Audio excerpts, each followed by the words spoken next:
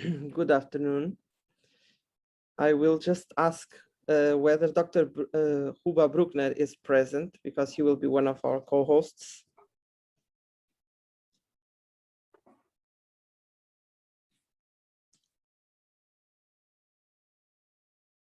Dr. Bruckner, do you happen to be here?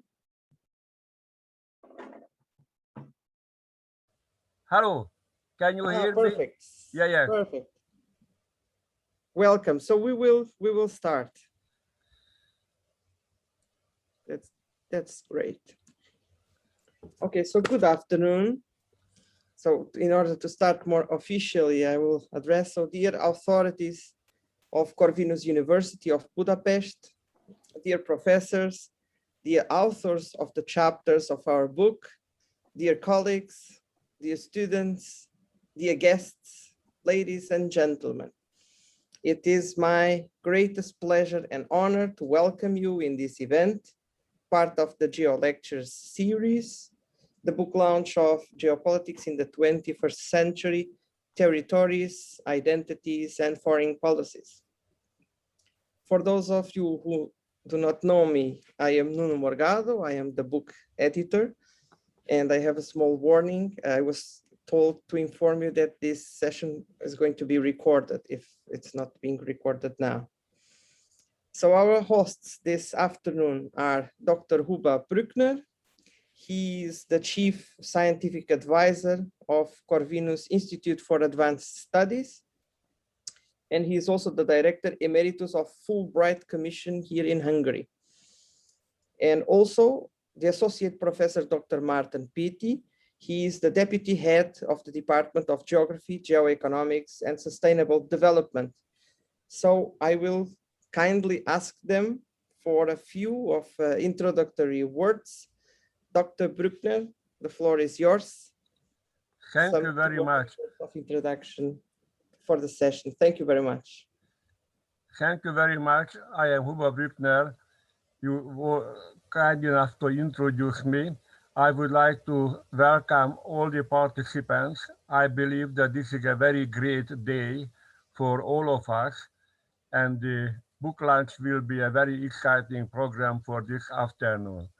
I have to excuse Professor Zoltán Sántó, who is the director of the Corvinus Institute for Advanced Studies. He had to be on another meeting, so he cannot be with us this time, but he is very happy to know that we have this very important event this afternoon. I would like to mention that Nuno was working at the Corvinus Institute for Advanced Studies for a year as a research fellow. He is a great fellow and a very good friend of mine. I'm very happy that I can celebrate this book launch with him this afternoon. Nuno was a very active researcher, and after the completion of his work for his project, he also contributed to the development of the Social Futuring Index, which is developed by the Corvinus Institute for Advanced Studies. Nuno had an important role in that project too. So I am very happy that we have this very interesting background, a man with very broad interest and with ability to work very hard and very effectively. I believe that we will have a very informative, interesting book launch. I am very eager to hear the continuation. Thank you very much for organizing this afternoon, and I hope it will be very successful for you, for the book, and for all of us. Thank you. Thank you very much, Dr. Bruckner. I really appreciate your presence here among us. And I would like to express my gratitude to you and to the Corvinus Institute for Advanced Studies for the support that you have given me and the interest that you have been showing me on my research on geopolitics since day one, since we started working together at the CIAS. And then afterwards, as you mentioned, in the Social Futuring Center. Thank you very much for your very kind words. Thank you. You're welcome. So now Dr. Martin Pitti, the deputy head of our department. So please go ahead, a few words. Thank you. Oh, thank you, Nuno. Welcome to everyone. Can you hear me? Is it okay? So, okay, thanks. So welcome. So dear colleagues, welcome to the Department of Geography, Geoeconomy, and Sustainable Development at the Corvinus University of Budapest. And welcome everyone, also on behalf of Professor Géza Salamin, the head of our department. Unfortunately, or rather fortunately, Professor Salamin cannot be here with us at the moment because he's just getting the COVID vaccine right now. So good luck to him. And our department are very happy about organizing this launching event, as we think that the book edited by Professor Morgado is indeed highly significant. And two colleagues of ours, first of all, Professor Morgado, but also Professor Esterhely, contributed to the making of this book. And the geopolitics and also geoeconomy, so dealing with these two issues is one of the main missions of our department. Therefore, it is very important for us to co-host this event. But we can also see in the studies of this volume that dealing with the contemporary geopolitical challenges cannot be done, and these challenges cannot be understood without incorporating concerns on global and regional sustainable development, and dealing with sustainability and also contributing to sustainability are also very important missions of our department. I also would like to call your attention to one mission of this book, that this book underlines the importance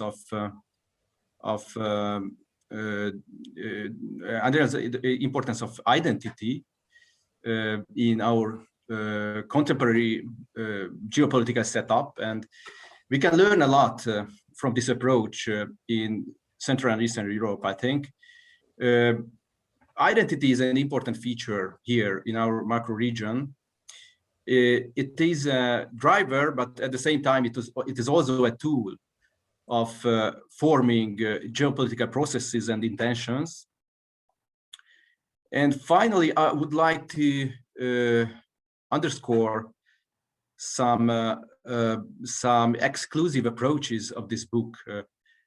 As we can see, this volume overviews the geopolitical intentions of both the emerging powers, of some emerging powers, but also the traditional actors.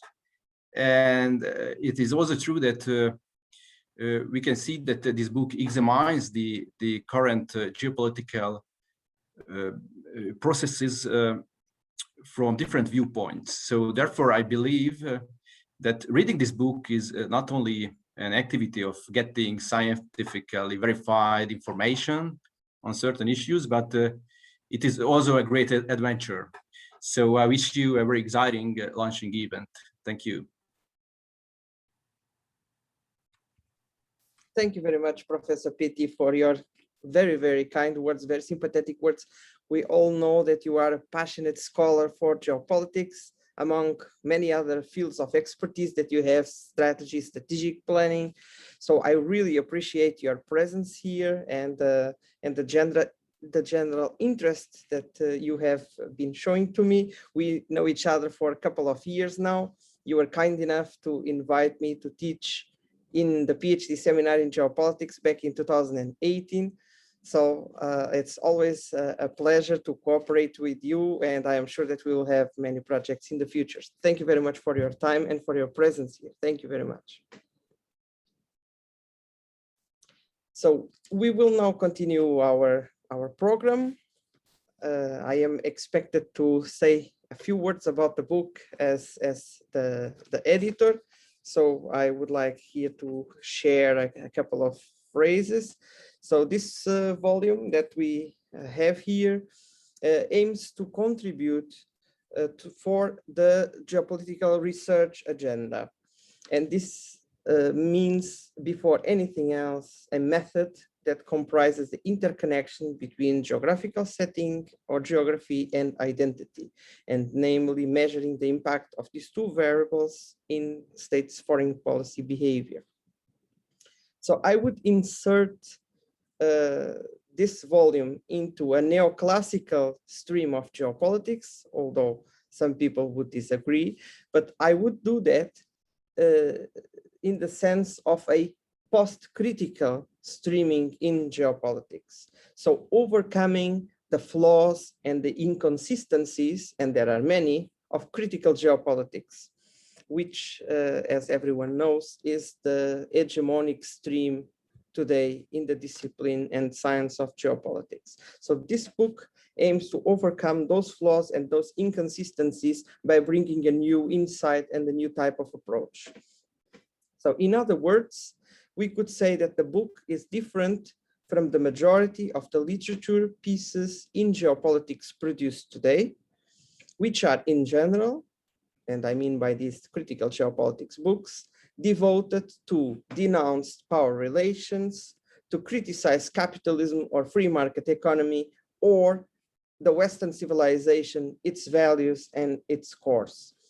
On the contrary of all of this that I have just described, this book, this volume, is a dispassionate collection of series of scientific analysis of several countries, the 5 great powers with the United Nations seat in the Security Council, plus Japan and Brazil, in their regional complexes and or global context. So for this reason, and entering in a little bit in marketing, this is very much worthy to be acquired. And if you want to purchase it, it's available in the publisher's website, so Nova Science Publishers, and also in any Amazon website. Some kind of more personal request that I would have, I would like to ask you for some of your prayers to God and some of your good energy directed to 2 people that are involved, that they were involved in the making of this book. The first one is a colleague from the Corvinus Institute for Advanced Studies. Her name is Sidonia Nac, and she, as I said, she accompanied this book since the day one. She went under surgery these days, and she's in the process of recovery. So we pray that she will be well soon. And the other person is a chapter author, is Professor Émeric Choprade. He will not be able to join us because he is also facing health problems and health conditions. He is doing examinations right now. So I ask you also for your prayers so that he may recover his health as soon as possible and consequently continue his normal life. Apart from these 2 more personal notes, I have the normal acknowledgements that nobody can run away in this type of circumstances. So I would like to thank again to our hosts, Dr. Bruckner and Professor Betty Marton. I would like also to thank to the Vice Rector, Professor Zoltan Santo, who, as Dr. Bruckner said, was unable to join us in the last minute, but also to the Vice Rector, Professor Laszlo Csicsman, to the Vice Rector, Professor Gyula Vastak, to the head of our institute, Dr. Géza Salamin, to our colleague, Dr. Agnes Jenneine, who is helping us right now with the online streaming, to Judith Toth, to Brian Turley, and to all the remaining colleagues with whom I have been working. So I thank you all of that for your insights, for your comments that you made throughout the months in which I have been working with this book together with the authors' chapters. So I will not speak more. So I will now give the floor to the authors of the chapters. So without further ado, we will turn our attention to listen to what they have to say. So I will invite first following the order of the chapters of the book. Professor Philip Kelly, I'm very happy to see him. Dr. Phil Kelly is the Roe R. Cross Distinguished Professor of Political Science at Emporia State University. So he's doing us the enormous favor of joining us from the United States, from the other side of the Atlantic. His chapter has the title of United States Geopolitics, Geographical Places Linked to Geopolitical Traditions. So Phil, I am very happy to give you the word. So please go ahead, 5 to 7 minutes, however you feel comfortable to. Okay, cover the chapter. and you could certainly introduce me too as your colleague in geopolitics. But it's so good to see your voice, to hear your voice, to see your picture. We've been communicating for several years now, and I will talk more about this, but you have certainly inspired me in my growth in geopolitics. So thank you so much. And I really enjoyed doing the chapter, and I grew from the chapter. I'll talk more about that. But greetings from Lawrence, Kansas, the center of the North American Mississippi Basin heartland, according to Halford Mackinder's definitions, at least. I'm very, very honored to join this launching of your book. I was very impressed with your book. It'll go down as a contribution. And I'm just, again, it will be a major contribution. I want to talk about my chapter just briefly, and I'll come back to it later. Again, my name is Phil Kelly. The title, United States Geopolitics, Geographical Places Linked to Geopolitical Traditions. And the article, the chapter divides into 3 parts. The first is a description of the United States as a heartland, geographic, global heartland. I use the traditional location, position, resources, all of the sea power, balancing Eurasia for security, and that is a rather long chapter. My second part of the chapter is dealing with theory, and I've dealt quite a bit on geopolitical theory. My definition of geopolitics is the study of the positions and locations of states and regions and resources as they affect international behavior. Geopolitics offers 2 advantages. It gives you a spatial platform or structure or map for visualizing geography as affecting geopolitics. And then it offers a whole series of theories, 60 to my count, much more than other international relations models for developing those images. The third part of my paper, of my chapter, is probably my most creative one and the one that I have grown the most with. Nuno has given me the opportunity to grow. I'm a theorist, and he's pushed me into the policy area. How dare him? But I have really appreciated that with my theme, geographical places showing geopolitical traditions from which spawn a variety of actions and theories and policies. The policies would be something new for me. So I'm going to go more into the third part of that. But before I do that, Professor Morgado's introduction preface was nicely summarized the 7 chapters. And there were 3 of the chapters that I wanted to just make a mention of before I proceed further. The Russian chapter from Professors Fernandez and Agiva, very nicely intertwined 4 Russian traditional geopolitical theories, and all of them pointed to a more aggressive Russian foreign policy toward the West and especially toward the United States. To me, and perhaps not to them, I look upon Russia as the major threat to international peace, despite its weakness, and perhaps the weakness would be one of its instabilities. Also, I wanted to note Professor Estegai's chapter on China, the Belt and Road Initiative. I thought was very, very interesting, and certainly helped me in my interpretations of China. I thought his umbrella image was very interesting, where the Belt and Road Initiative is not well organized. It has a variety of disparate local inputs. It's more of a geo-economic approach than it would be a geostrategic approach. Again, just with my own biases, and perhaps he would not agree, But in my country, we talk about the Thucydides trap. The Thucydides trap would be the idea of a rising power being resisted by a dominant power, and that creating an inevitable war or conflict. I'm skeptical of that. I don't subscribe to China challenging the United States resisting to that, and then we have an inevitable war. I just don't see that. William Thompson draws an analogy of the hockey sticks, where yes, there will be a United States decline and there will be a rise of the Chinese, but I don't see that changing places. The United States will stay dominant. But in that, I think the United States and China will reach some kind of an accommodation where there will be more peace on that. Closest to my research is Professor Morgado's research on South America, his Brazil piece, where he summarizes the accounts of Travassos, Goldberry, De Castro, and Maramatos.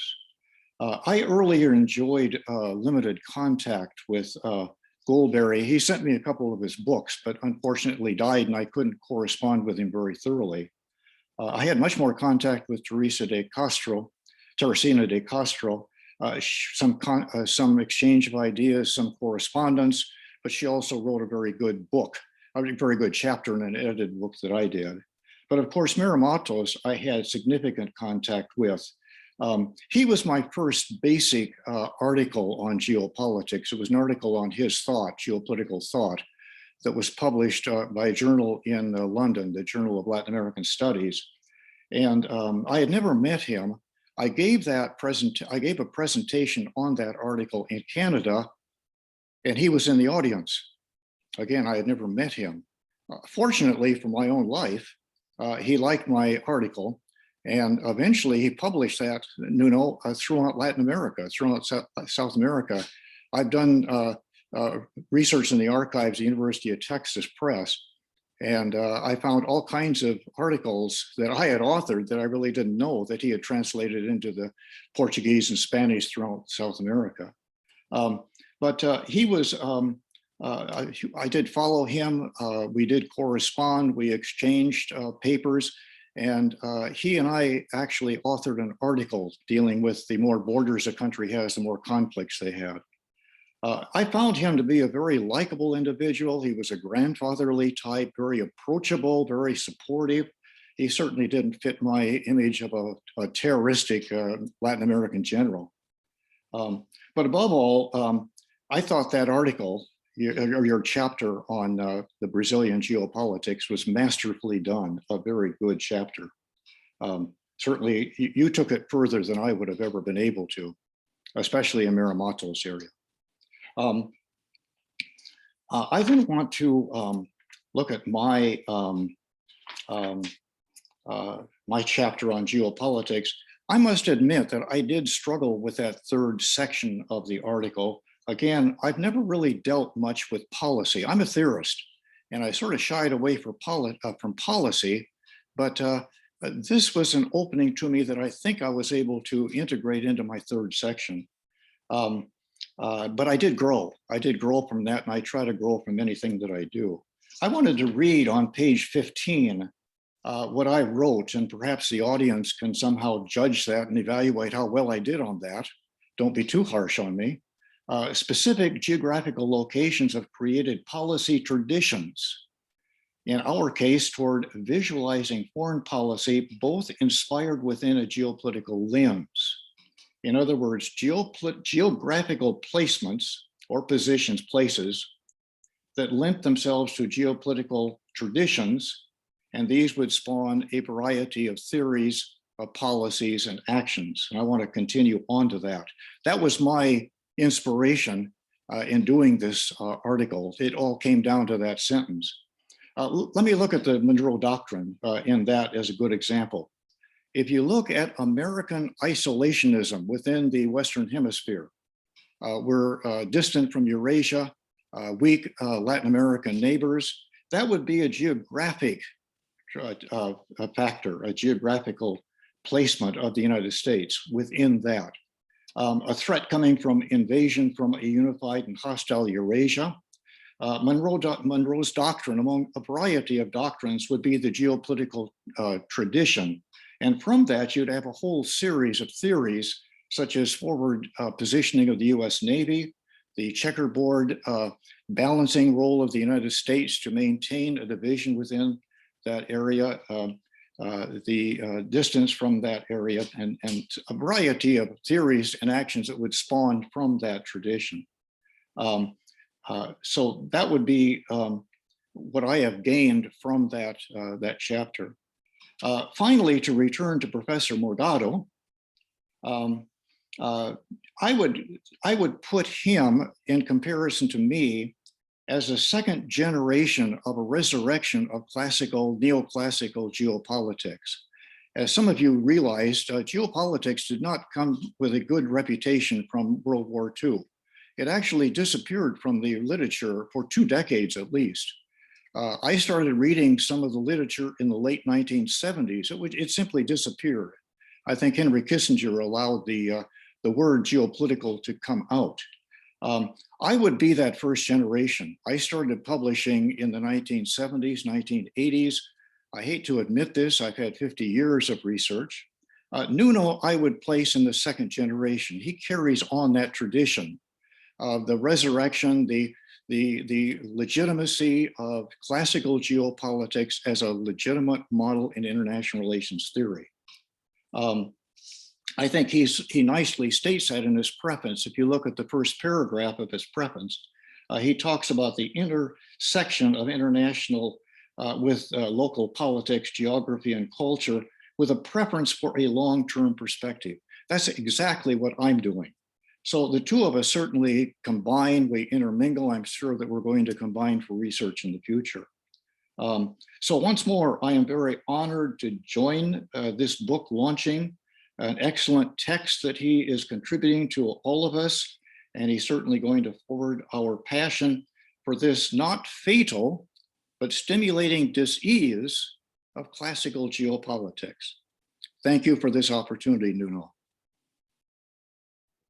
Thank you very much, Phil. Thank you for all your very kind words. It has been an honor to be able to communicate with you. You are very patient. You always reply to all of my questions, my comments.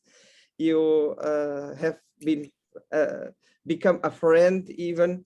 And I told you already millions of times the respect and the consideration that I have for you and for your work. You have been standing practically alone as a lone soldier fighting for geopolitics as a science and as a scientific approach.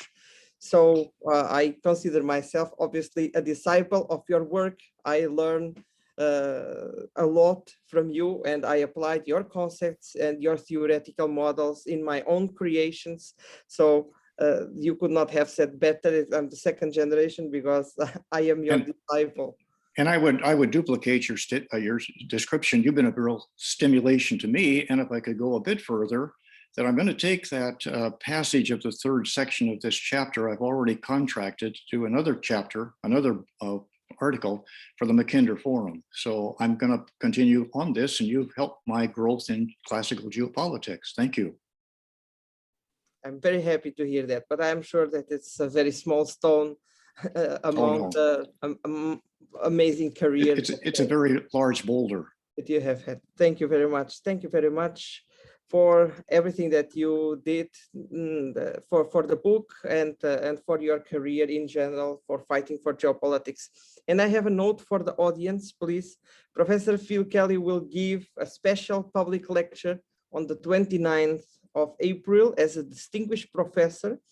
This will be integrated both in the GeoLectures series and also in the PhD seminar of geopolitics that I'm teaching here at Corvinus University. So I would invite all of you to stay tuned and to join that special occasion on the 29th of April. Thank you very much, Phil. Thank you very much. I look forward to it. Thank you. Okay, so our next speaker will be Dr. Sandra Fernandes and Dr. Vera Aguiva. Dr. Sandra Fernandes, she's an assistant professor of political science and international relations at the University of Minho. So she is coming to us from Portugal, from the city of Braga in the north of Portugal. And Dr. Vera Agieva, she is joining us from the Higher School of Economics in St. Petersburg in Russia. So we have the two edges of Europe here coming together in this online room. I'm very happy to see you. The title of their chapter was New Russian Geopolitics, Reviving Past Perceptions and Ambitions, that Phil Kelly already referred to. I believe that it's Dr. Fernandes who is going to have the word. So please have the floor to talk about your chapter. Thank you very much for joining us this afternoon. Go ahead. Thank you very much, Nuno. Good afternoon to everyone. It's a great pleasure to share this moment after the hard work that Nuno gave us for the publication. So I'm talking about on behalf of myself and my co-author, Vera, who is here with us. I just add a second affiliation of Professor Vera Agieva, which is also Sciences Po, the Institute of Political Studies in Paris. So a special thank to our host, the Corvinus Institute for Advanced Studies, and of course, a special thank to Nuno, because he had the idea, he was a promoter of all this hard work that was combined into this very nice volume. As Phil just mentioned, I'm also honestly very happy with the final result. I think it will be a really, really important book. I'm a professor, as most of us as well, beyond being a researcher, and I'm sure it will be also a very useful tool for the classroom. And I said this opportunity to greet also the Portuguese students who have joined the session today, both from the University of Minho and from the Lusíada University in Lisbon, where the word was also spread more directly. So a few words on our chapter. I don't want to be a spoiler. Phil already gave a quite provocative view as Russia being the major threat in today's world politics. Well, it's interesting that you just read this, Phil, because our idea with Vera was really to try to give, well, to address some stereotypes concerning Russia, but also to give a clear and detailed view about the geopolitical thinking on the one side, and on the other side, how this thinking has been adapted by the ruling elite. So the chapter is really on Putin's Russia, on today's Russia, and on the way the reorientation of the foreign policy of Russia, which is well, it's an agreed point, at least from a Western perspective, that it has been a more aggressive foreign policy. But the chapter really tries to tackle one critique that is probably not true, that the fact that Russia is unpredictable. If we look at the four trends that we have highlighted as the four major streams of geopolitical thinking in Russia today, we have here a very consistent input of ideas, ideologies that some of them have been embraced by Putin's leadership. So I can at least spoil one dimension. The Westerners' view is not the one currently adopted and influencing the Kremlin, for sure. The view that is clearly, the two views that are clearly a major influence directly in the formulation of foreign policy is a softer version of Eurasianism, and also the idea of kind of Russian island, isolation of Russia as compared to other spaces. So we try to, along the chapter, not to make a strict explanation of the contents of each trend. We do so, but always making comparisons, because there are commonalities between at least the three first geopolitical trends. So in the chapter, you can find comparison and see to which extent the intellectual formulation of the geopolitical thinking has been adapted by the ruling elite, and which parts of the geopolitical thinking have been adapted by the regime. And of course, at the bottom line, we hope that we contribute to explain better why there is a turn to the east by Russia, why there is a kind of cut with the Western orientations that were true during the 90s.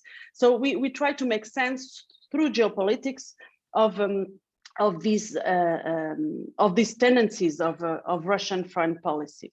So we do not discard the importance of the Putin regime as such and the preservation of the regime in what have been the reorientations of Russian foreign policy.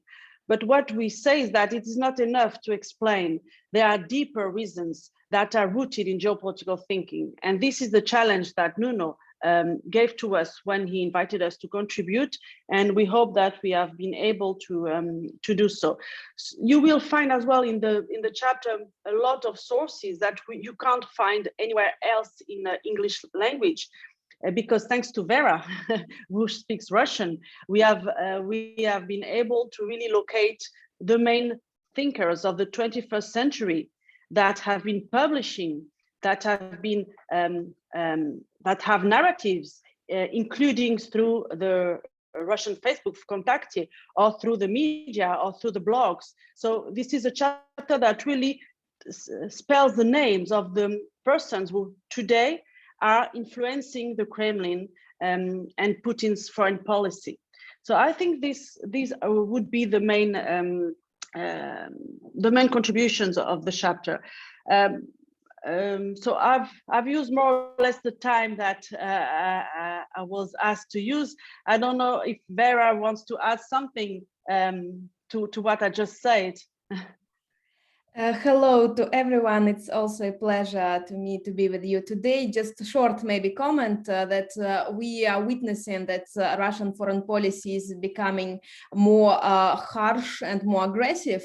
And as Sandra said, the liberalism and the Westernism as a branch is less present and less influential so far, but it also may be a trap to put aside completely this Westernism, because it continues to exert certain influence, especially on elites, because we should also differentiate how different discourses are used for certain political purposes and what political thought is really influencing political elites, and especially I would say oligarchical elites in Russia. So it would be, I think, important to keep in mind that all of them, 4 of them, including Westernism, are influential and important for Russia.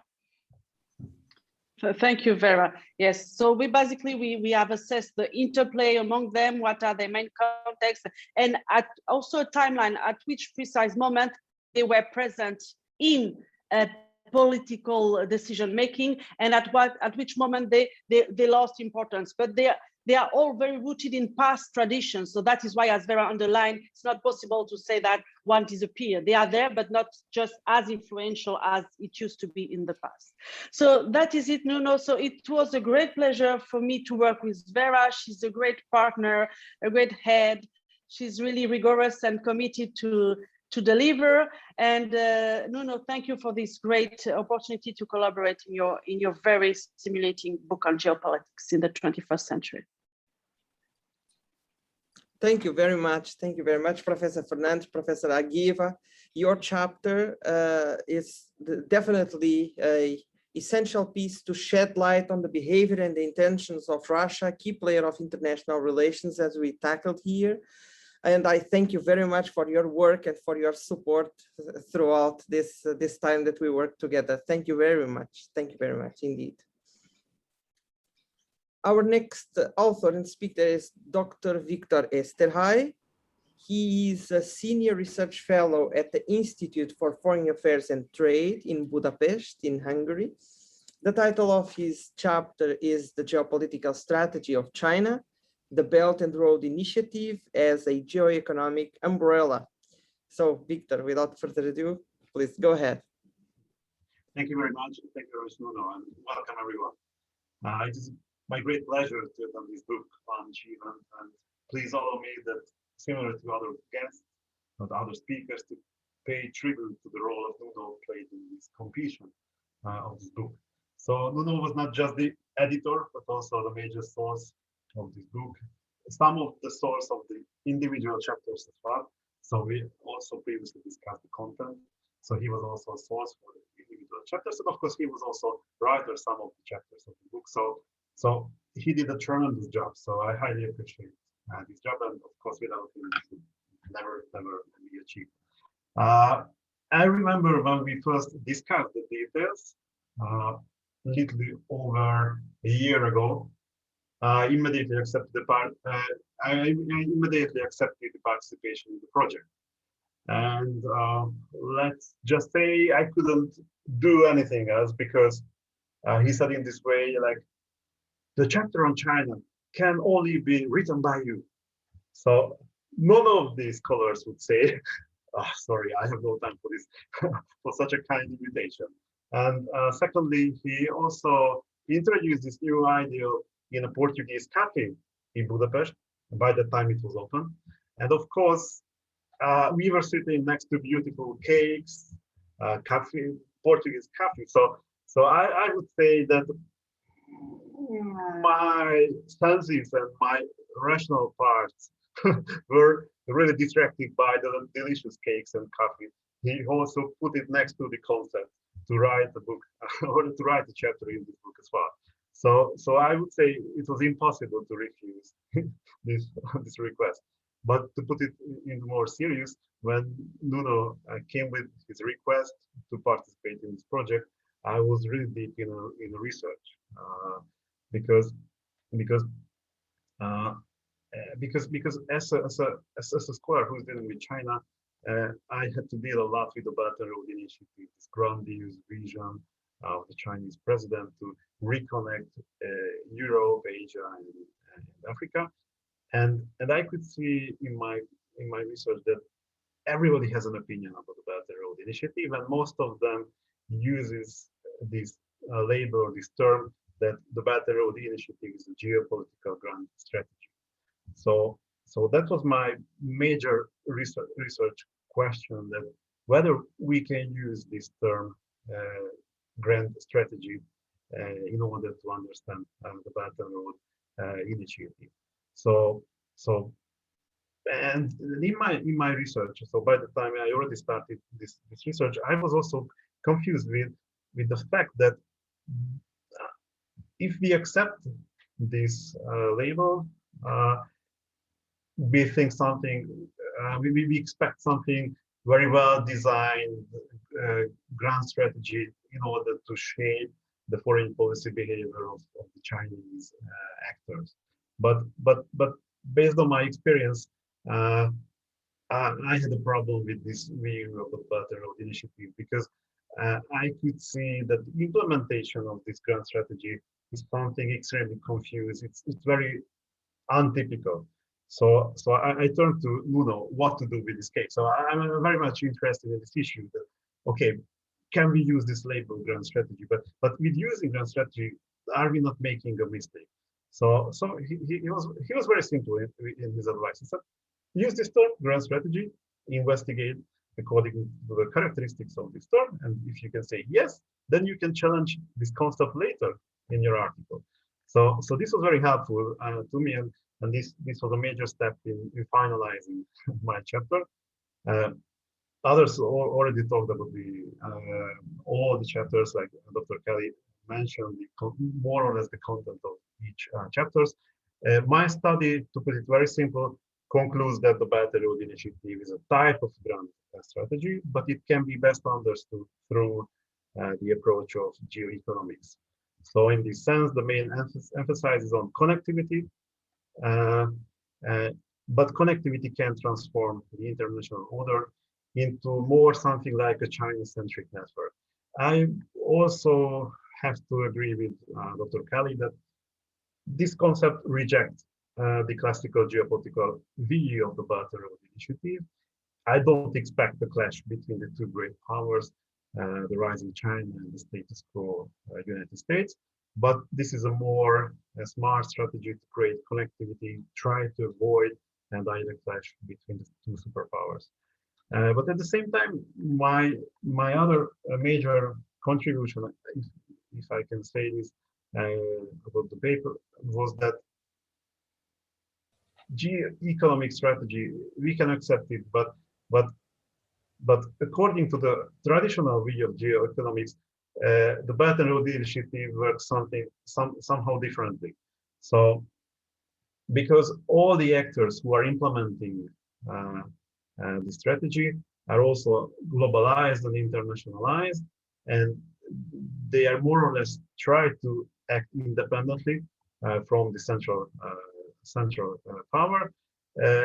They challenge the traditional concept of the relationship between statecraft, the centralized design of business strategies, and the implementation in the field, what the Belt and Road Initiative can deliver. So, in my view, I argue that during the implementation, the myriad of the internationalized interest groups hack, neglect, and change the original design of the Belt and Road Initiative. And these interest groups like companies, state-owned companies, private companies, financial actors, the human sphere, military, and so on, they try to follow their own interests. So that's the reason I try to grasp these characteristics of the Belt and Road Initiative, that this is something like an umbrella, a strategy. So there is a central wheel, there is a design which connects all the actors within China. However, during the implementation, this is an extremely fragmented situation. All the interest groups will mostly focus on their own interest and try to neglect or hack the original strategy of the central planning. So I hope this can be seen as a challenging view of the Belt and Road Initiative for the readers. And I'm really sorry, I've talked too much, and I think it's time to give the floor to some of the other speakers. So just to summarize it, I'm very happy to participate in this project. I don't know, thank you very much for this opportunity. My pleasure, Victor. Thank you very much. You know that I find your chapter very stimulating since the beginning. Perhaps your chapter is the one that I read the most.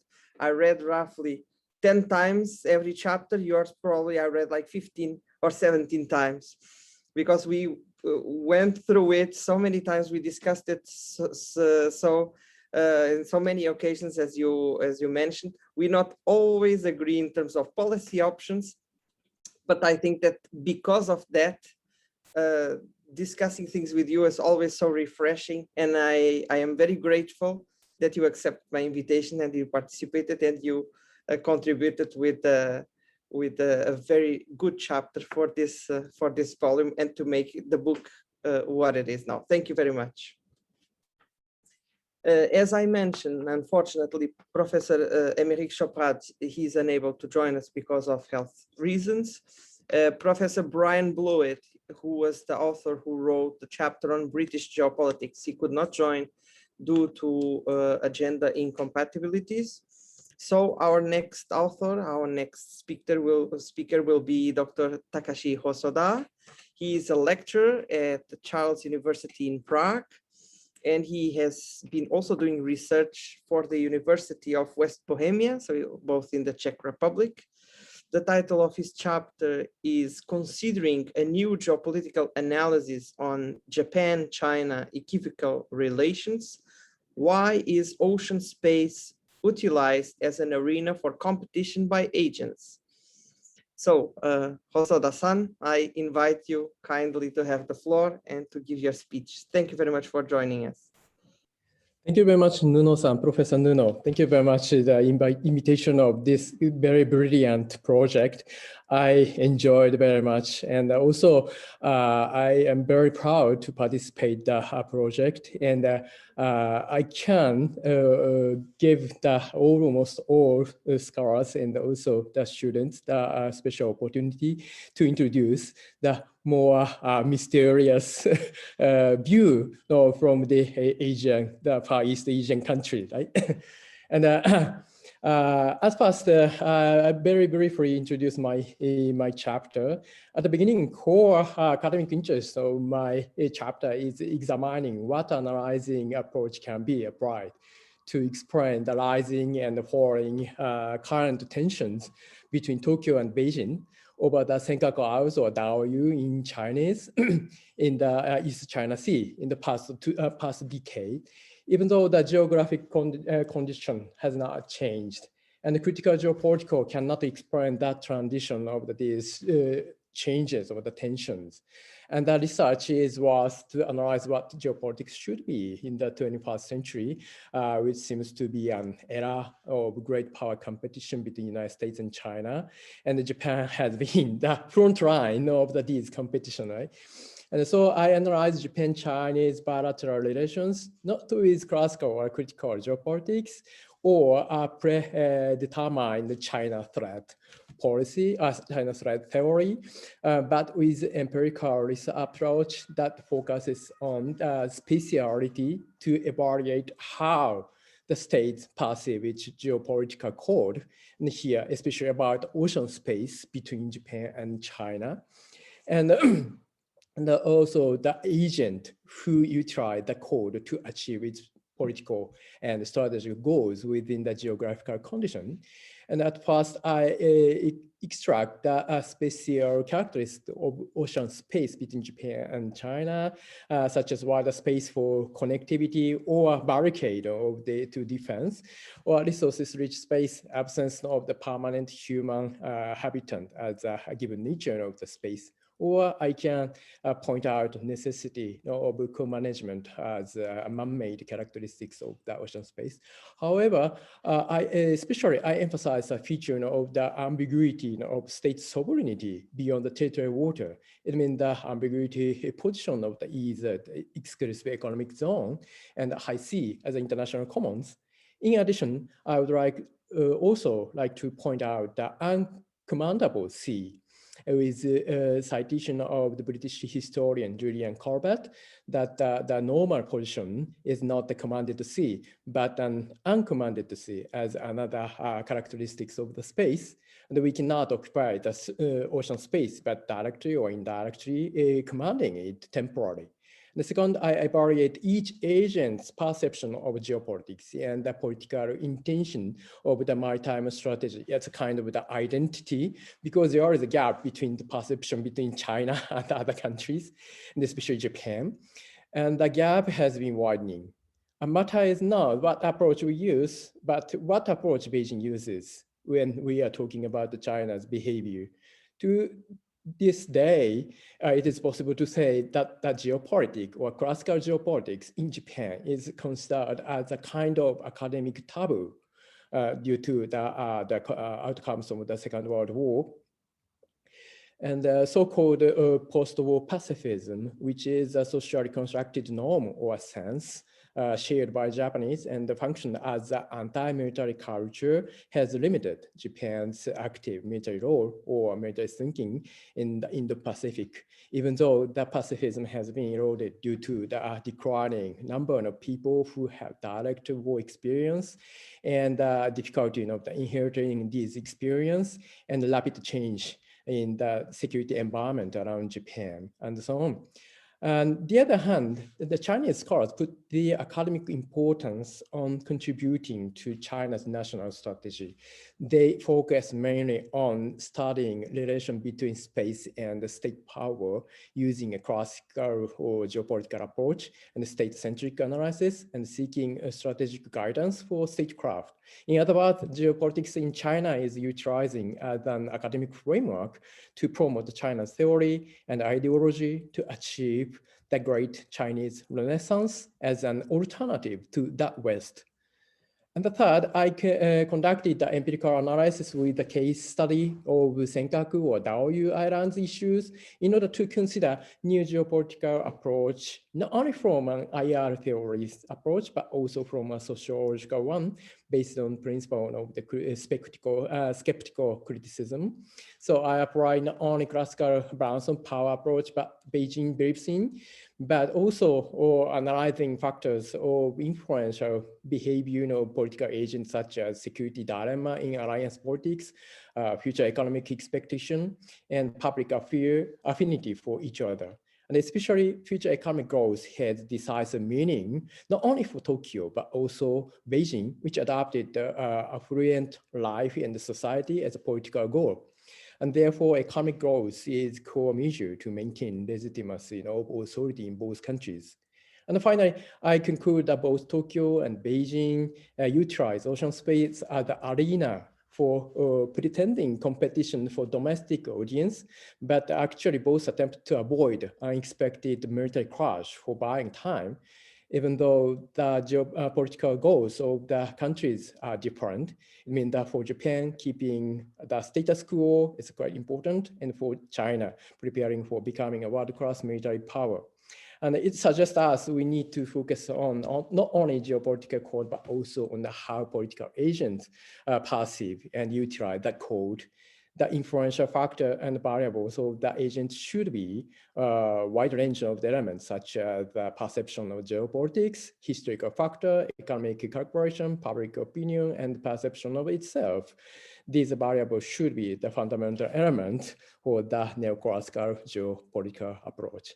Thank you very much. And very congratulations on your effort. Thank you very much. Thank you very much, Hosoda-san. Congratulations to all of us. We know each other for many years already.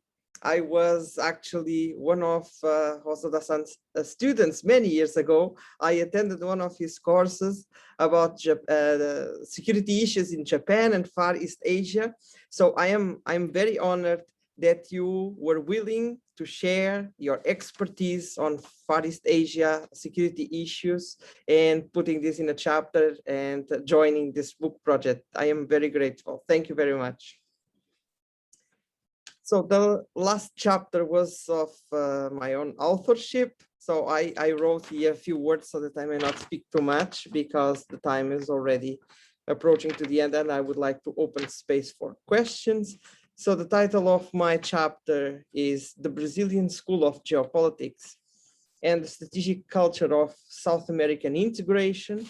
So the main point of the chapter is to identify or to trace any possible influence from Brazilian School of Geopolitics authors into the strategic culture of South American integration. And we know that that strategic culture is naturally the cement or the substance of the political maneuver of the South American integration. So I analyzed virtually all the published documentation of Mário Travassos, Golbery Couto e Silva, Carlos de Meira Matos, and Teresinha de Castro, as Dr. Phil Kelly already said. And this was relatively easy to do because in 2015 I was living in Brazil, so I could gather the sources, as I said, with relatively easiness because they are pretty much available in the Brazilian market. So not only then I analyzed the sources per se, trying to achieve the objective that I mentioned, but I also assessed the influences that those authors received. So relating Brazilian School of Geopolitics with the German School of Geopolitics, with geopolitical reasoning in the United States, in Japan, etc.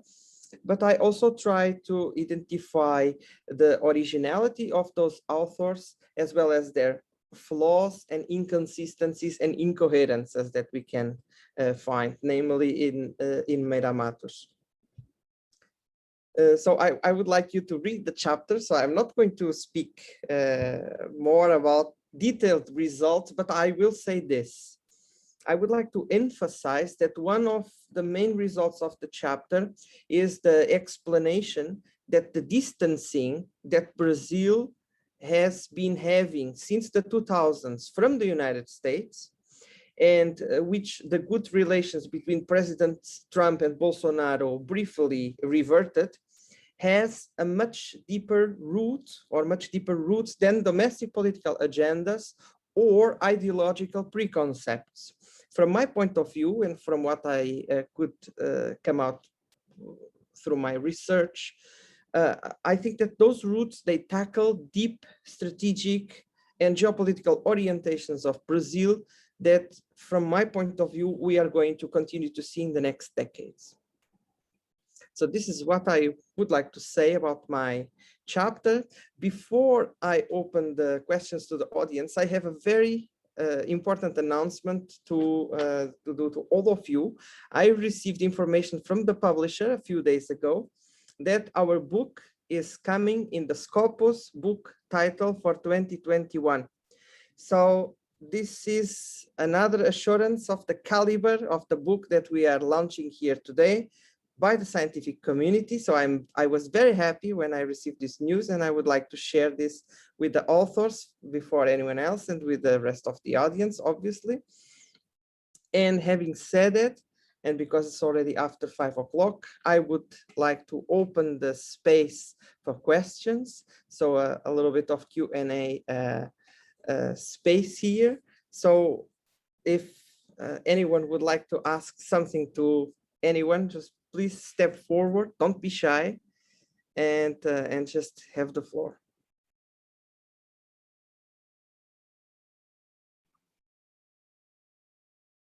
Nuno, if I may, I have a question for Victor on China, if it is possible, while our audience is still digesting all the information. So, Victor, if I may ask you, how would you apply your views on the Belt and Road Initiative and on the China geostrategics associated to it to the big players in Africa? And when I think the big players, I think Nigeria, for instance, or other countries that you might prefer to comment on. If possible, I would really be interested in hearing your views about the African test case for the projection of China, which is pretty much something that we hear here and there as like the lost battle against Chinese hegemony because of what is happening in Africa. Thank you. Thank you. Yep, so the question has two parts. First is the strategy, second, the perception of other players in Africa. So all these strategies have to be examined based on the interest of the Chinese Communist Party first. And that's one of the major mistakes we always do, that we put our views over the things in it. And we think about that China's Communist Party's major aim is to export communism, socialism, to destroy other countries, to destroy the environment. There are so many claims, and of course there are some other optimistic views as well, that China is just creating win-win relationship and everybody gonna be happy, and we will be rich together, and blah blah blah. We can solve the global issues together. So there are two views on this, but most of the scholars or those who are investigating this is the simple issue that what is the major interest of the Chinese Communist Party is to maintain power, is to stay in power. How can they do it? To have the further development of China, the further economic development and modernization of China. And this is necessary to understand the role of China in Africa first, because they among some Asian countries, Africa was really the major region which China targeted to enter at the beginning. But why? In order to have the economic development of China at home, not in Africa. So, no, could I ask a question, okay. Victor? Yep. Yes, I'm not anti-Chinese. I'm not anti-Russian. I'm relatively liberal. I think my view of China parallels what your view is. I think that China will rise to be a challenger to the United States, but I see China having major difficulties externally and internally. I think that it could rebel into chaos if it's not careful. This is why I think I like your emphasis on geoeconomics. Would that fit your image? Yep, I fully agree. So China is a huge country with 1.5 billion people. Yes. So if anything's happened at home, if they make a mistake at home, they will lose power. So one thing is sure, that they have to keep further the modernization, of course, and China have to face several problems. But external problems are not major issues for China. Internal issues are serious concerns. So in my implementation, or I would say in my view of Chinese strategy, is very simple. That first we have to investigate what are the major aims, and how can be this supported by the strategy. And according to my view, the major strategy is to create connectivity. because they don't want to challenge the United States' hegemonic role with military. Of course, they are not stupid. It's very risky first. Second, they don't have the same capacities. And China is still a regional military player. So the best they can do is to create connectivity. Second, this is, to be frank, is also reflection on the globalization. So the Chinese elite, according to my readings, often argues that the major trend of the human, so our civilization is currently is still globalization. So any strategy which goes against globalization will lose. Will be, I would say, so won't be a successful strategy. So they say if we create connectivity, that is the simplest and the easiest solution to expand Chinese influence. But the major aim is still to maintain Chinese domestic reforms at home. Yes, and for me to introduce a geopolitical concept of condominium, where there would be challenges and competition, but probably a lot of agreement along the line too, and certainly no armed strife. Thank you, Victor. Yeah. So, and how does it seem from others? That's started to be a concern in Beijing, but till the recent years, this was not really an important issue, because they could portray the situation via their media to the audience at home in a very different way. So if you are in China, you will see everything's happening in Africa done by China is perfect. So in the news, you won't have to face with the problems with environmental concerns and so on. Just everybody's happy that China is there putting money in Africa, investing and help the African development and so on. So and we live in we call it in Hungary, it's an information bubble. We have a Western information bubble, and in China they have a Chinese information bubble. And at home, everything seems to be perfect within this bubble, and they don't see necessarily the same as we do. And of course, others live in a different information bubble, and they don't see China. They mostly see China as a challenge and a threat. But to be frank, in most of the cases, this is an oversimplification of the situation as well. And even the local elites, because in many cases, African elite is also part of the Western hegemonic setting, or in a Gramscian way, is this a cultural hegemony of the West. They also are part of it. So in many cases, there is an automatic answer that if China or any other new rising actors arrive to Africa, the first reaction is to refuse it, because it's not how things used to do. But that's my opinion. So of course I can talk about this for days.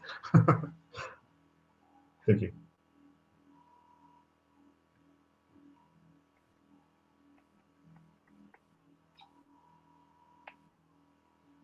Quiet. Good afternoon. Hello. First of all, thank you very much for all the presenters. I'm very excited to read the book. My name is Anna, and I'm joining from Prague, Czech Republic.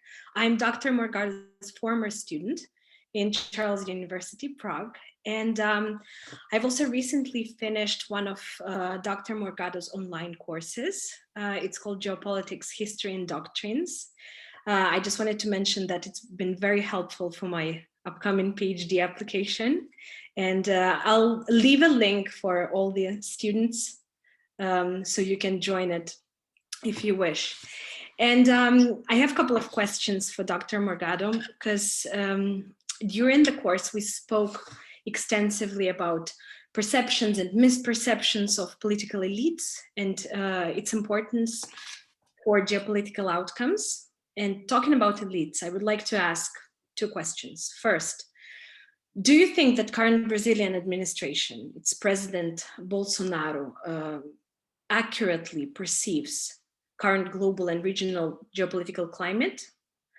And if they can accurately perceive what are the goals and challenges that the country faces today? And the second question for me would be if we can expect an actual shift in Brazilian foreign policy and a shift away from regional integration, especially political regional integration that's been a priority for more than a decade now. Yeah, please. Okay, Anna, thank you very much. although this is shifting a little bit from the chapter because I didn't write about that, so it's a bit off the record, but I can give some insights. So first question, I do not think that President Bolsonaro does understand or is properly advised in terms of systemic constraints on the one hand, and on the other hand, also in terms of his domestic political structure. The reason why I say this is that although Brazil has been achieving some international agreements, namely in terms of international trade with both the Mercosur and the European Union, on the other hand, in the domestic realm, what we see is that his capacity to act has been shrinking since the day that he stepped into office.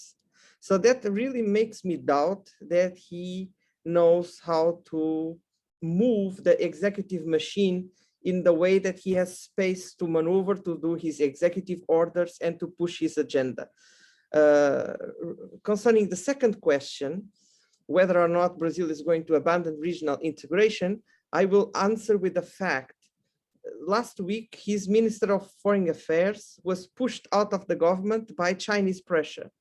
So basically, the Chinese ambassador in Brazil said, as far as that man is in the office, we are not going to give you any vaccines. So he needed to step down in order to get the vaccines from China. So this shows that the position of the government is extremely, extremely weak, and it's highly permeable to foreign influences, and above anything else, influences from China. And then in the third level, influences from Russia. So I don't know if I answered your question, but this is what I would say at this moment. Thank you. Thank you. Okay. Thank you for the questions. So more questions, more comments. Don't be shy. No, if I may. Mihailo, nice to see you. Good afternoon to everybody. My name is Mihailo Kopanja. I am from the Faculty of Security Studies, University of Belgrade, Serbia. First of all, I would like to congratulate Nuno and to all the authors. I haven't read the book yet, but I'm quite looking forward to reading your thoughts and your views, especially from the perspective of the theoretical development of the discipline. I have two questions that I would like to address, firstly to Phil Kelly, and secondly to Victor Esterhaj. Dr. Kelly, thank you very much for your presentation. I quite enjoy it, being that I am more akin to theoretical mental gymnastics, as you said. Yeah, me too. Yes. I would like to ask you a question regarding the theories. So you named around 60 theories within the discipline. Do you by any chance provide some sort of systematization of those theories, commonalities between them in the sense of traditions, different approaches, and everything, and namely through the perspective of ontology? All of us know the division between possibilism and determinism, but if you dwell deeper, namely the work of Sprouts, Harold and Margaret, we see more than one. We see cognitive behavioralism, which could be attributed to the critical geopolitics of today. Okay. I would like to hear your opinion and your views on it, because I found your statement quite interesting regarding that. Well, I'm like you, I'm a theorist. And as I mentioned earlier, policy distracts me a bit. But I'm going to confuse first that there are no geopolitical theories. There are no geopolitical theories. There are theories that would conform to the geopolitical definition. Yes. So I start with a model, the word model, and a model is a definition. Now, in this case, we have a geopolitical model that fits the spatial definition of geopolitics, the environment affecting foreign policy of states, okay? But attached to that then, that would fit that description would be theories that have their own labels, heartland, shatterbells, checkerboards, et cetera, et cetera.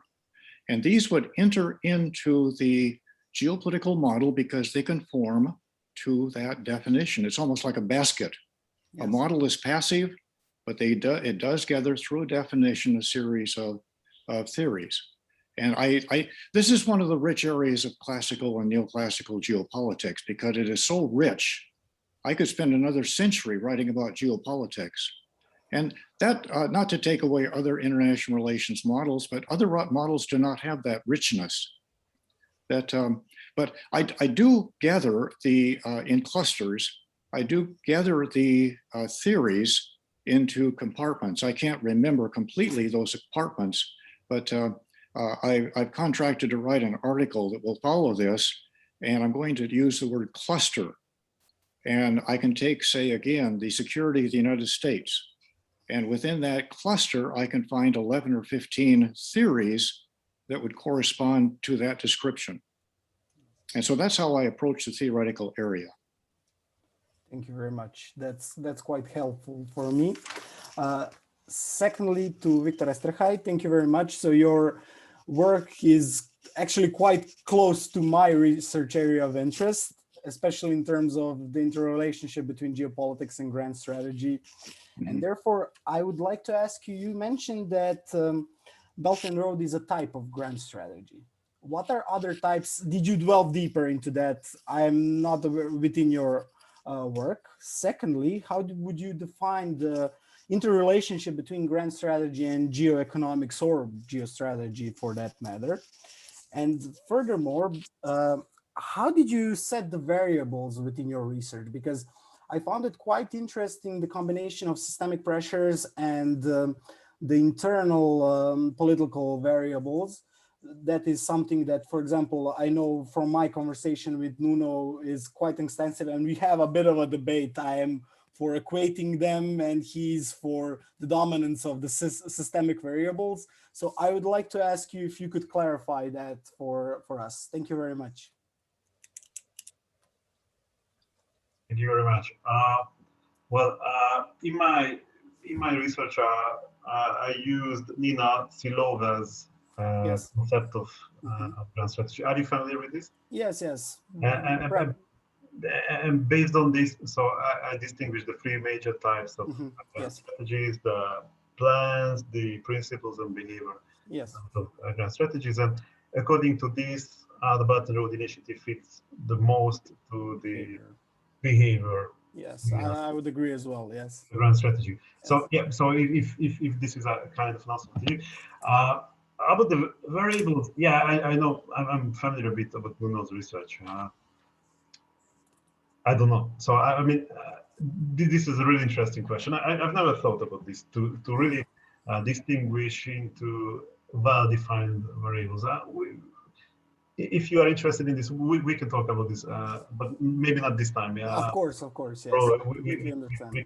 We can discuss, because I don't want to say something oversimplification and stupid. Yeah. But yeah, I understand your problem. It's really interesting. So let's communicate with each other.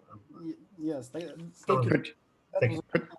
I ask a couple other follow-up questions that I could answer on your question too. One thing, how I define a theory. A theory is probability. If X happens, then there's a possibility that Y will happen because of X. And scientifically, you can attach a statistical arrangement to that. I've done a little of that in my research with statistics. But most of the geopolitical theories are not probability. You can't show probability, you just guess at it. And so that would be a weakness of classical geopolitics. Now, in some cases, I can lend statistical analysis to a possible theory. And if it doesn't work, I reject it.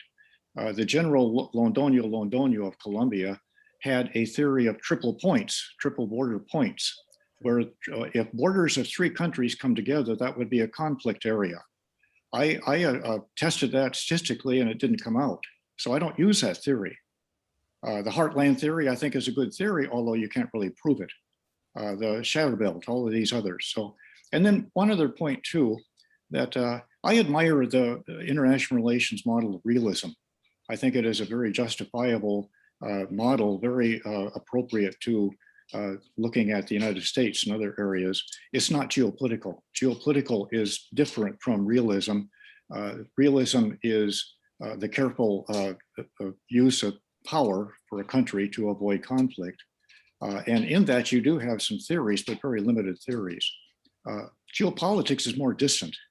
It isn't anything immediate as far as a policy, but I'm changing that a little bit because of this chapter.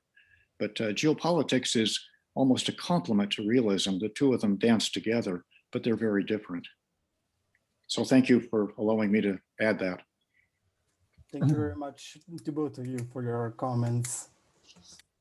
Nuno, if I may. Of course, Dr. Bruckner, go ahead. Thank you very much.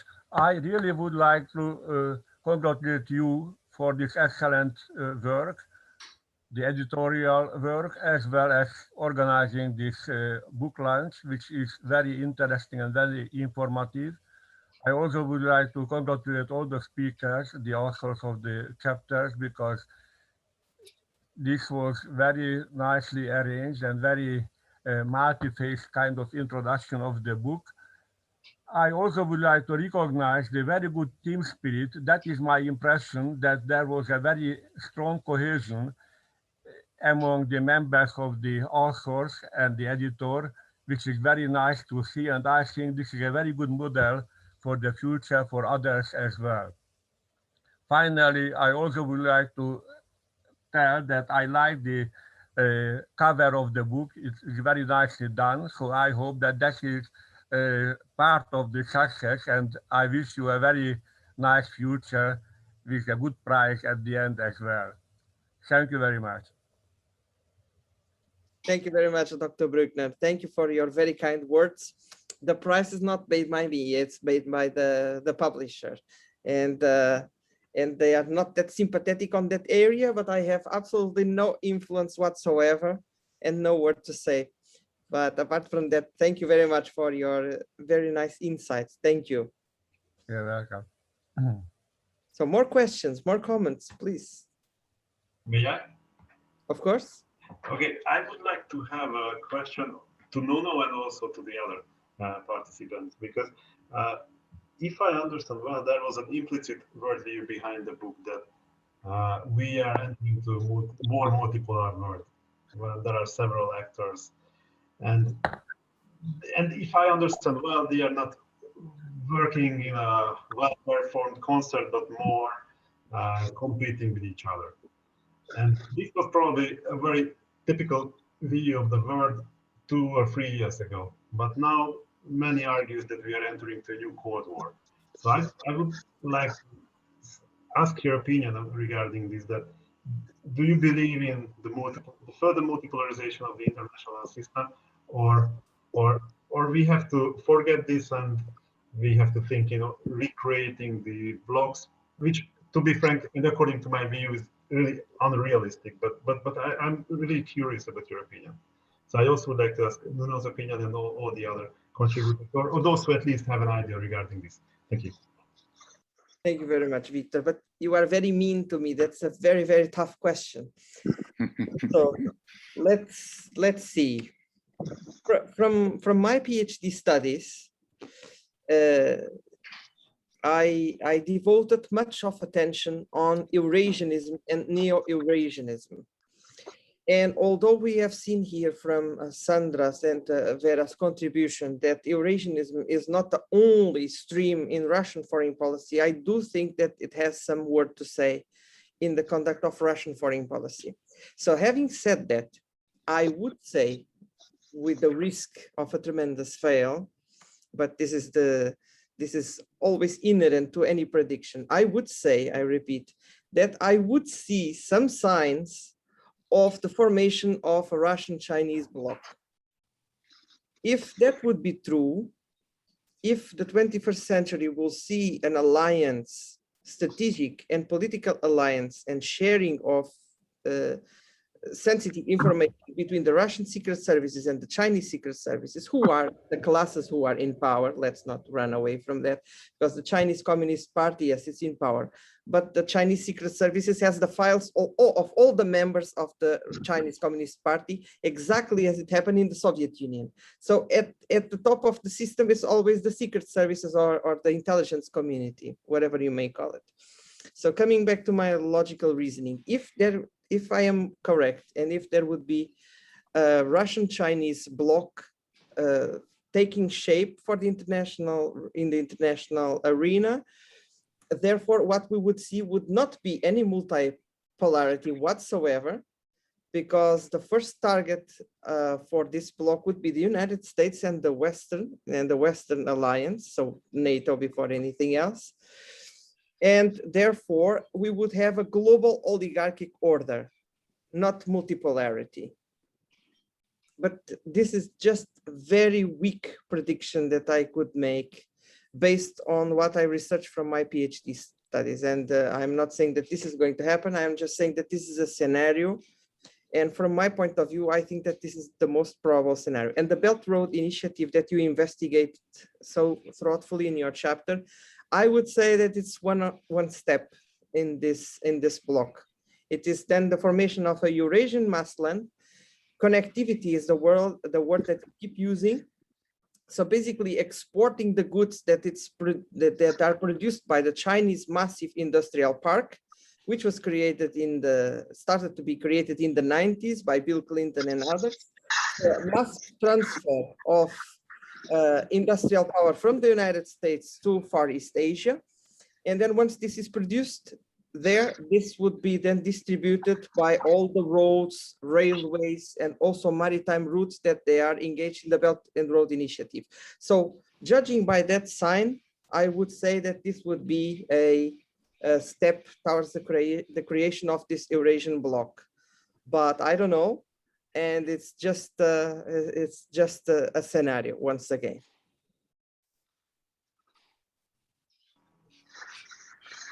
Is there anyone? If I may, I think that Nuno just gave a very courageous reading of the question. The question is really difficult. It's a $1 million question for any higher scholar. Like, what is the equilibrium of the balance of power? And of course, we use different tools, different perspectives, different categories of analysis to answer that. Well, I will try to give an answer based on the findings of the chapter, at least. Taking a Russian perspective on your question and on what is the worldview of a Russian elite today, there is certainly a will to have a more multipolar world, a world with less United States, with less Europe, as the places where political economic rules are defined.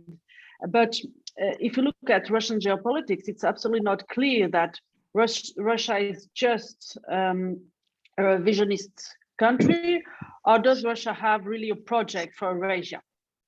And it's absolutely not clear that it is the case, that Russia would be able to really lead as an hegemon, an alternative project, or at least lead a multipolar counterbalancing of even China. So for Russia, there is a willingness, but the challenge to match the word with deeds is really is still big. It would be my answer. Thank you. If I may, from the economic point of view, everyone knows that Russia is very weak because it has an economy based on exportation of oil and gas. But we also cannot forget that during the Soviet Union, at the same time that cannibalism was being practiced in Central Asia, the Soviet Union was launching Sputnik to the airspace. So even if some countries at the same time have miserable levels of social and economic standards, at the same time, they can be representing threats, major political and military threats to the international system, at the same time that the two things happen. So even if China has all the problems that we know, for example, a major misbalance between geography and economy, because the majority of the population and the industry is located very close to the seashore, while the inland of China is extremely poor, although there are immense social inequalities in China. So all the problems that we keep hearing, in spite of all those difficulties, I would say that also based on Victor Esterhay's perspective and results on his chapter, that there would be then an agenda then of, if not expansion of political and military power, at least some very deep interest into economic integration, which from my point of view, will be sooner or later used for military, security, and political purposes. I address another kind of a structure. I just published an article on the geopolitics with scarcity, and I would look at a different structure into the future. That if you look at our globe, that the north is where the territory is, the south area is where the ocean is, the dependent areas are in the middle. I really think we have more people on this earth than we really need. We're overpopulated. And at the same time, our resources are becoming much more scarce. Global change, global warming, climate change is going to deplete the inhabitants of our middle areas. Peoples from the middle areas are going to migrate to the northern areas. The northern areas are going to stop those with walls. So I can see the possibility of a condominium in the future of China, Russia, the United States, and the northern areas joining into a condominium to prevent that migration. That's a very dismal picture of the future. It may contradict what I've said earlier, but I'm afraid if that does happen, I can't see any good solution to it.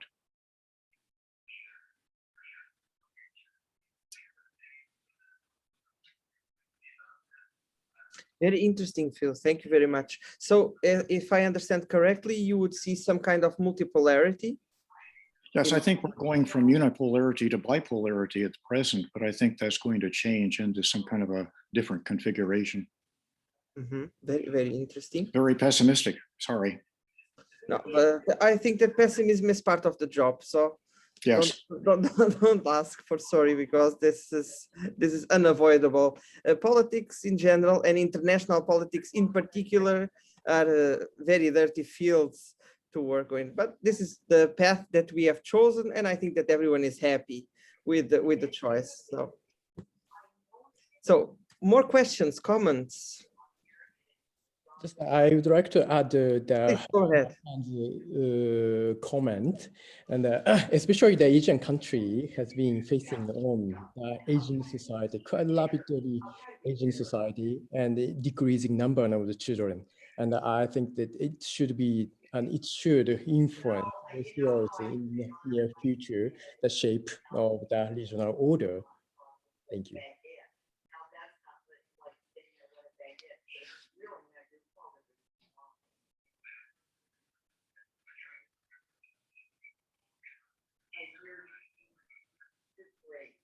To whom was the question addressed to?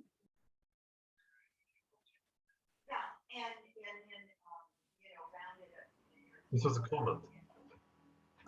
Sorry, because I missed the beginning. Very well. So more questions, more comments?